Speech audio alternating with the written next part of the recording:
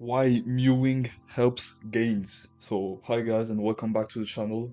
Today I'm bringing you a video about mewing, which is quite uncommon for strength and conditioning or bodybuilding channel. You may think, but actually mewing is really interesting for bodybuilding and we're gonna go into that today. So I have a little PowerPoint with me to help clear some things up and get a bit more coordinated. So first thing first, what is mewing actually? Mewing is correct tongue posture. So it's having the tongue on the roof of the mouth and your mouth closed when you're actually breathing. That's it.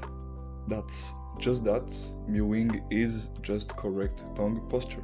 It's nothing else actually, which may come as a surprise for most of you, but that's why it changed a lot of things for some people and not at all for others. If you're a mouth breather, it will help. If you're not a mouth breather and already have tongue posture, you won't really gain anything from mewing since you're kind of already doing it. Okay, so next up, what does correct tongue posture does? What correct tongue posture does? Correct tongue posture forces you to breathe by your nose. It forces you into nasal breathing, which in turn decreases illnesses risk.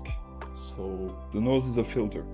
Your mouth isn't supposed to be one. That's why in some breathing techniques they say breathe through your nose and out your mouth, because when you breathe out it's okay to breathe through your mouth, but when you breathe in, well, it's not really that good to do it through your mouth since it doesn't filter as much particles, bacteria and all of that, and that's why nasal breathing is so important. If you're ill, you lose weight, you get weaker. I don't need to explain to you why it's not a good thing for hypertrophy, I think. Then you have better sleep.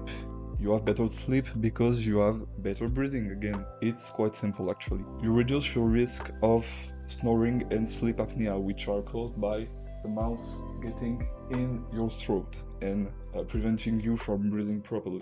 One thing you can do to help that, if you're used to be a mouth breather in the night and you're used to be someone who snores a lot, is to use mouth tape. Mouth tape is really useful to kickstart that process, and when you're used to it you can not use it except maybe when you're ill or some times like that. The last thing that's good with mewing is that it gives you a more coordinated, a better way to breathe, which in turn makes you recover better set to set, increases your cardio, and well, makes it easier to recover in a session. So that's also an important thing. If you're going into your next set because you don't have much time or you're kind of rushing some of your sessions and you're not recovered yet, you're still out of breath, your cardio is still not back to low point, you're not gonna have a good set. You're not gonna exert the maximum force you should be able to exert, and that's also why mewing is good. That's it. A few things that are interesting is that mewing is actually ancient knowledge, so that's something that pretty much whole traditional cultures knew, because actually bad breathing, mouth breathing, is kind of recent history. It's mostly through diet changes and then facial skeletal changes that we have bad breathing and bad tongue posture. But in traditional cultures, they knew all of that. They knew mouth breathing was bad. Mom used to close their baby lips like that when their babies were sleeping, and that was because every mom pretty much knew that mouth breathing was not good. They didn't know why, but they knew it. So yeah.